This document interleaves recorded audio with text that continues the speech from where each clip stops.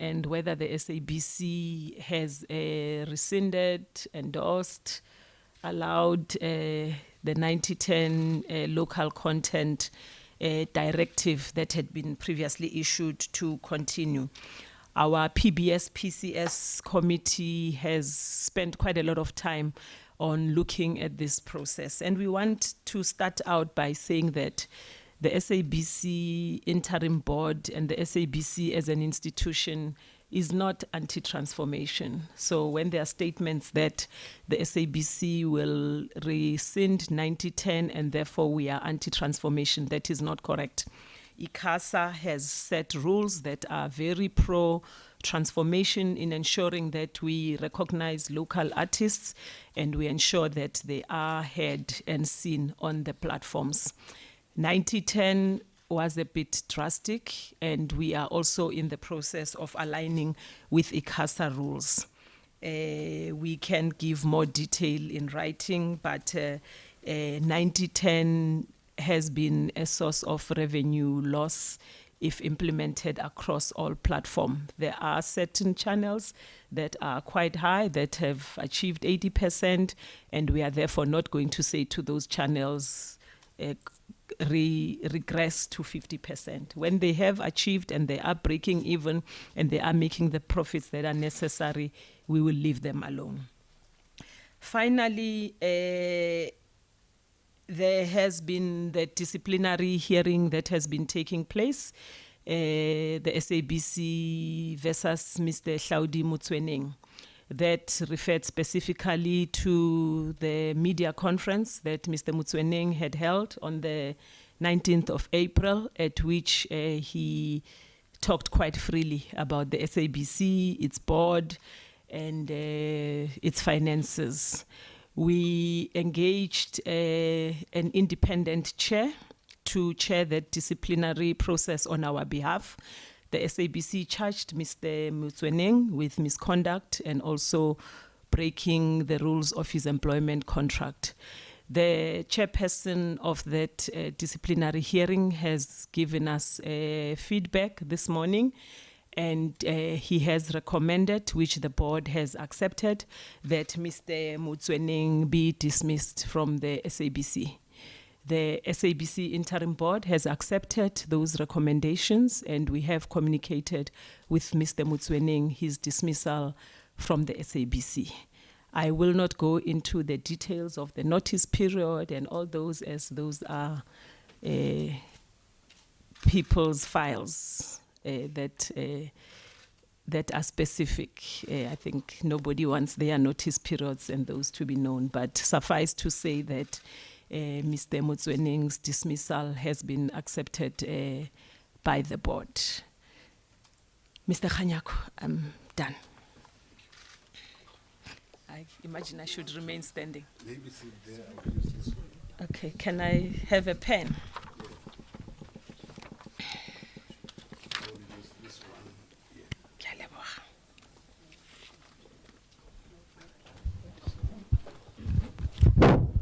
Okay. We have addressed 6 things.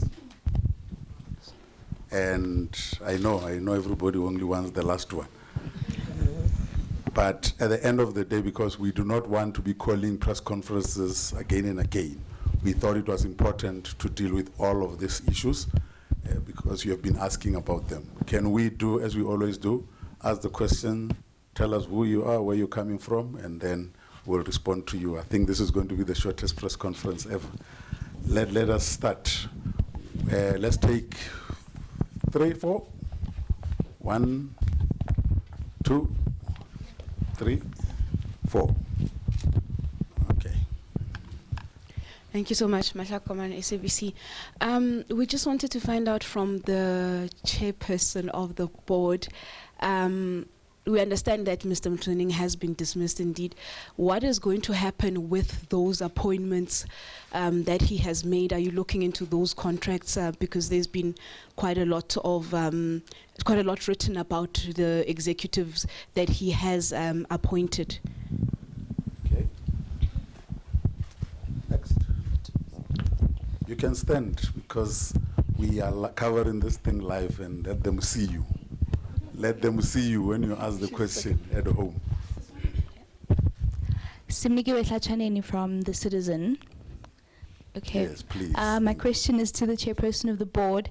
I heard you explaining about the 90% local content policy, but I'm not sure if you were saying exactly that you were completely rescinding the policy, or if you were going to draft a completely new policy, or are you going to kind of wing it from how things were before? Okay.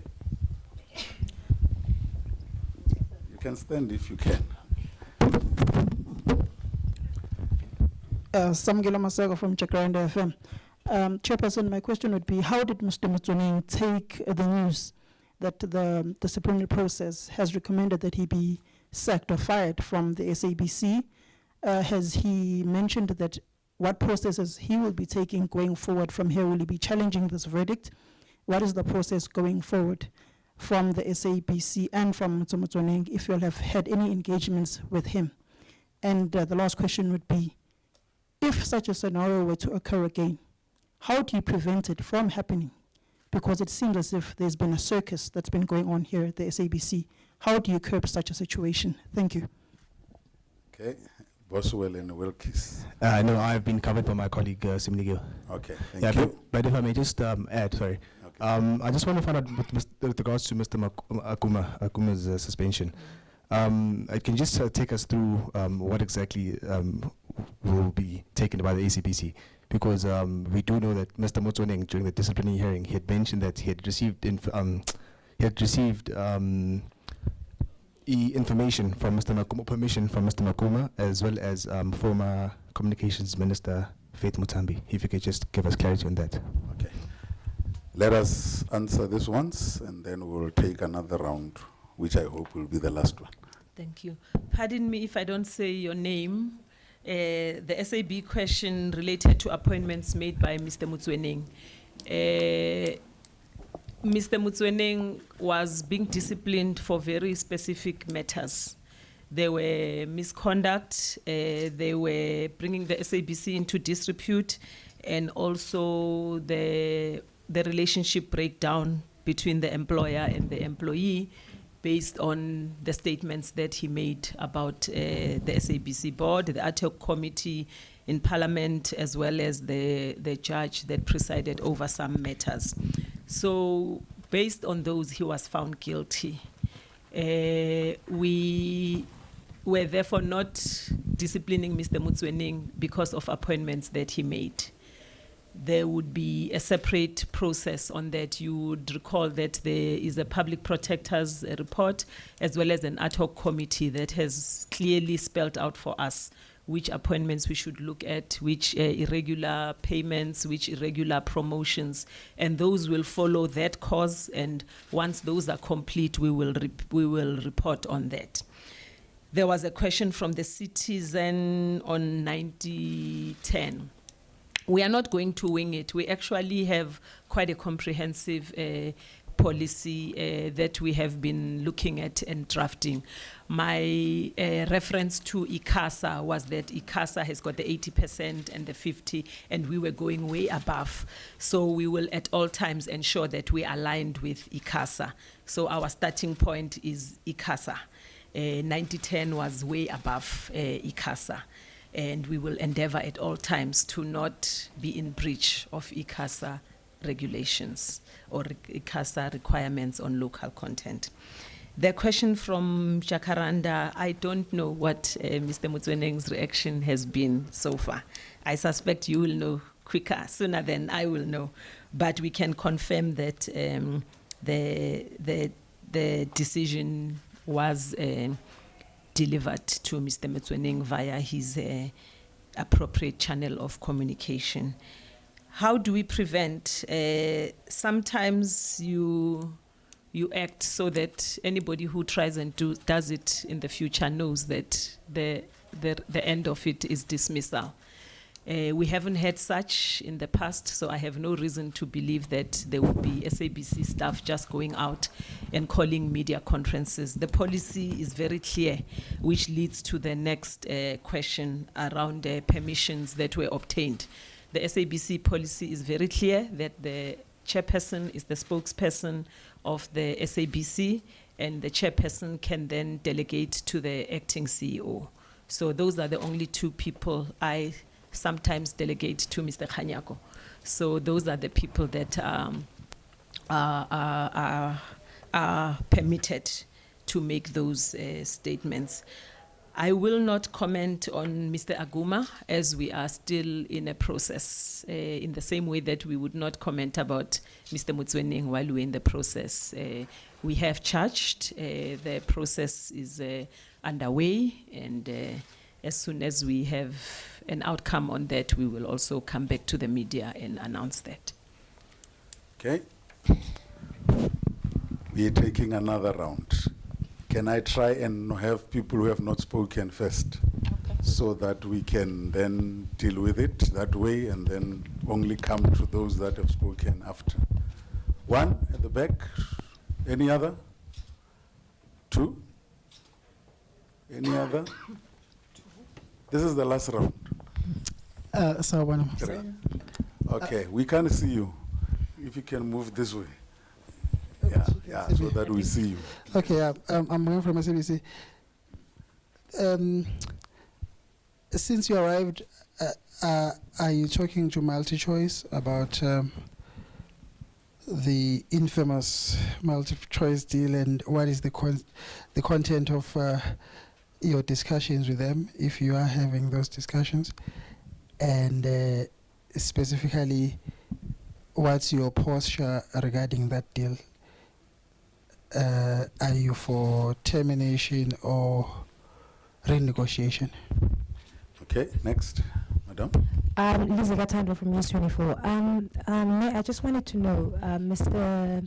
Motsoeneng did speak during the, his lawyers did say during the hearings that they are not satisfied with the chair that you chose, that the chair that you chose it wasn't an agreement between the two. I imagine this is one of the reasons why they would appeal this judgment.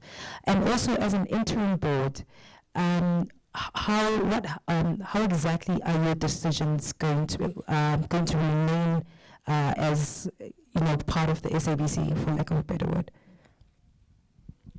Samgilo Masago from Jacaranda FM for the last time here.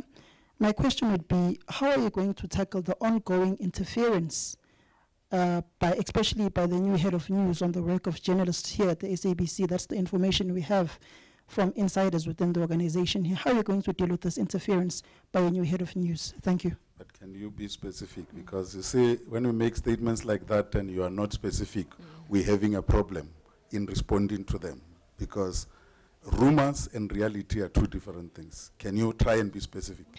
It was what kind of interference are you talking about? Not meant to have a dialogue with you, Brakeza, but the question, it wasn't a statement, it was a question on interference. How will the board be dealing with any form of interference, whether it be from the new head of news or anyone else? The SABC does have a history of political interference or any form of interference here. That is my question. It's not a statement. Thank you. Okay. Let me not have a dialogue with you, because we'll have this dialogue afterwards. Okay. The question from the SABC on MultiChoice, and the answer is yes, we are in conversations with MultiChoice on that contract. That contract starts being renegotiated 18 months ahead of its expiry period, which is around now. So at this stage, I cannot comment on whether we will renew, review, adjust, but we have started the negotiations. The question from News 24 around the decisions of the interim board being binding. We are a properly constituted interim board. Our decisions are binding. Otherwise, we would not have advertised for CEOs and senior leadership. It would have meant in the next 3 months, if we appoint, then those people go. So we are the appointment of an interim board is in the Broadcasting Act. So it is entirely above board, and the decisions will be binding. The question from Jacaranda on the head of news. In my introduction, I spoke about the new editorial code process. And I also referred to it as ensuring that news is rejuvenated and that editorial policy is respected and the right of journalists to report accurate information is left alone. So that is my answer to you on the stance of the SABC as a policy rather than on an individual. So I hope that does satisfy you, that there will be workshops that we embark on at the SABC to precisely sensitize and ensure that everybody across all the levels, it's not just the reporters and the editors, but including the head of news. Okay. Let me say that was the last round, but for the sake of fairness, is there anyone who's got a burning issue that you need us to do, and that will be the last thing? I see the only one. Are we sure? Two of you. Done, done, done. After the answers, we are done. You said it was the last one. I just want to find out if you've communicated the ruling to the minister and what has been her comment. Somebody at the back there. But speak while we are. Yes, so sorry. Two questions. The issue of Mr. Motsoeneng, wasn't he suspended or charged already for something before the press conference that he had? From your same fortune said, that's what he's been dismissed for now. So if he was facing charges before then, what about those charges and that process and so on? And also his contract or his status of employment, was he a permanent employee here, or did he have a contract from which he's been, has it been dismissed as a permanent employee, or has he been dismissed from a contract employment? And lastly, the issue of the archives. A lot has been said about the archives being taken over by MultiChoice, the SABC archives. What's your position regarding that, and what are you doing about it, and or what are you planning to do with regards to the archives? Okay. Last one this time. Yes, last one, Prakeza. How much bailout have you asked from the Treasury, and what's the latest on this request for a bailout from the Treasury? Can you please just update the nation on that, please? Thank you. Okay. Let us respond. If I miss anything, please remind me. The News 24 was on whether we have communicated this decision to the minister. Yes, we have. And I think the reaction you should get from the minister. Mr. Motsoeneng was already on suspension, correct. We know that he was on suspension as per the Western Cape High Court judgment in the matter that the DA brought before the Western Cape. Part of the charges also related to the fact that you can't do certain things while you are on suspension. And so he was found guilty on all those charges. He was a permanent employee on a fixed term contract, which I think had another year or two to run. So when you are dismissed, the conditions of your employment don't matter anymore because you have now been dismissed on misconduct. That is one of the areas that he was found guilty on. So what it says in simplistic terms is you had a contract, you didn't respect the contract, therefore we don't have to respect our part of the contract. So whatever your grounds of appeal are, they can't be around the contract because you broke the contract in the first place. The bailout, there's a lot that's in the public space on the bailout. I won't say the amount because I think you've read it a few times. But the latest is that we are at a stage where the two ministers, Minister of Communications and Minister of Finance, are discussing the bailout. We have handed over, and it's now in the hands of the Executive Authority and the Minister of Finance. The archives were not sold to MultiChoice. If the COO was here, they would explain to you better the system of a tape a day that goes to MultiChoice.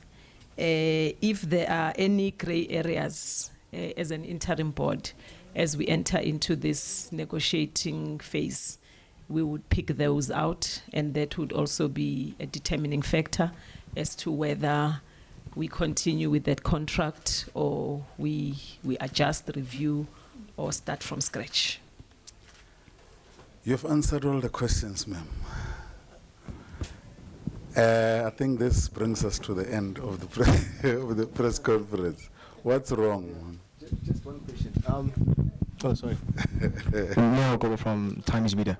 I just wanted to find out, during the arguments at the disciplinary hearing, Mr. Motsoeneng's legal representatives accused the chairperson of the hearing of having a relationship with Mr. Krishnaidu, who's the interim board member. Okay. Can you just clarify that? Because all right. Yeah. We had forgotten that. Sorry, you are forgiven. Actually, your question has now changed. Yes. Or maybe it was News 24 that asked about recusing. There was a request to recuse, and a hearing took place, a hearing within a hearing on the recusal, and that failed. So the chairperson's bona fides were established, hence he was able to continue with the hearing. There were also two other processes that were attempted within the hearing. The one was the Labour Court application to strike down the process and to interdict it, with one of the reasons being that the chairperson's bona fides were in question. The Labour Court rejected that, which meant that the chairperson was restored, his integrity was restored in terms of running with the process. The other one was the CCMA process, which also got dropped. So we are satisfied that there are no grounds for saying the chairperson was not a proper person. I don't want to go into the hearing itself now, because the chair has done that and made a ruling. Chair, can we indulge that young man there at the back, because he's harassing me? No, we need you to be on the mic.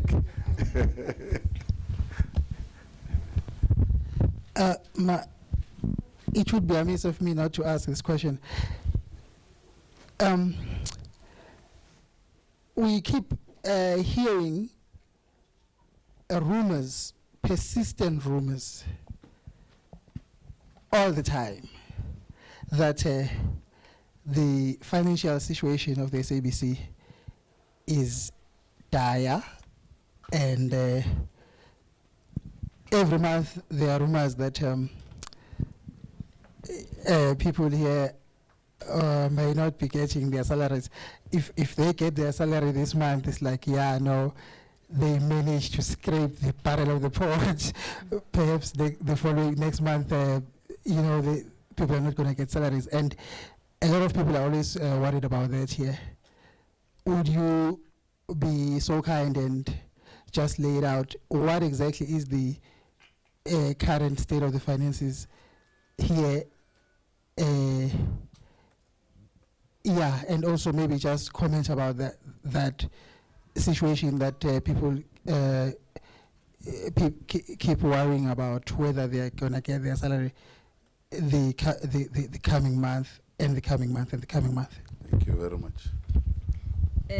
I'm not good at responding to rumors because then you could be kept very busy.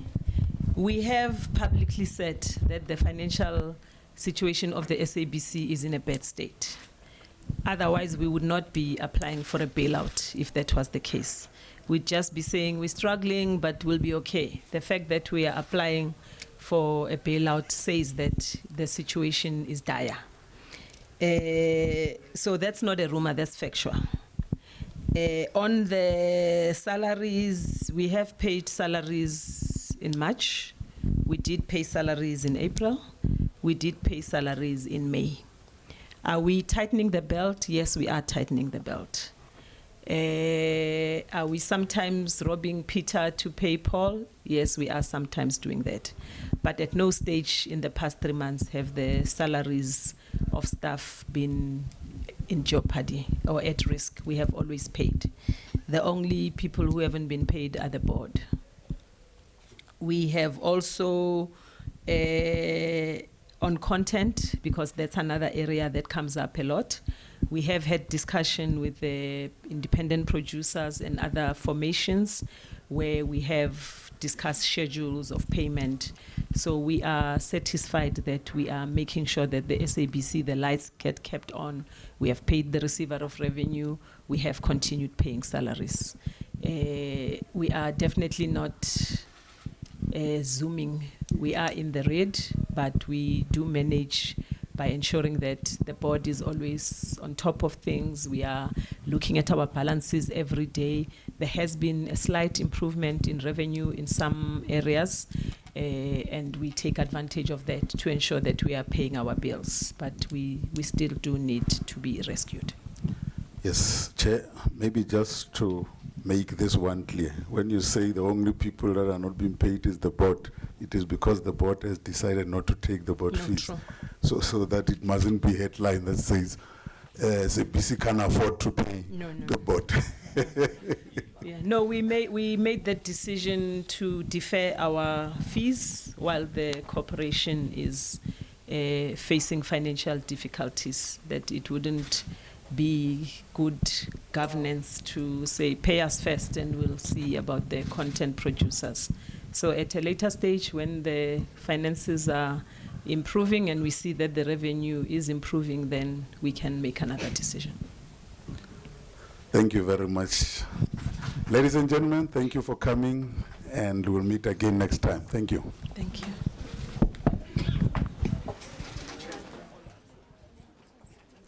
Well, you're watching SABC News. What you're seeing now is the tail end of a media briefing that was held by interim board chairperson Kanisile Kweyama. She has just finished addressing the media contingent in Auckland Park, Johannesburg. A very poised Kweyama we're seeing this afternoon. She's just confirmed that the interim board has accepted the recommendation that former CEO Hlaudi Motsoeneng be dismissed, and this has already been communicated to him, so he does know of this decision. Now, this follows a disciplinary hearing against Motsoeneng after he held a media briefing in April this year. On the note of leadership posts, Kweyama says screening and reviewing of candidates for the posts of CEO, and Chief Executive of Radio, among others, is to commence. Now, contracts such as the TNA Breakfast one is to be cancelled. The final TNA Breakfast show aired on the SABC platform last Friday. A notice to cancel this particular contract has been issued. Now, the other big thing, the ban on the use of violent visuals has been rescinded.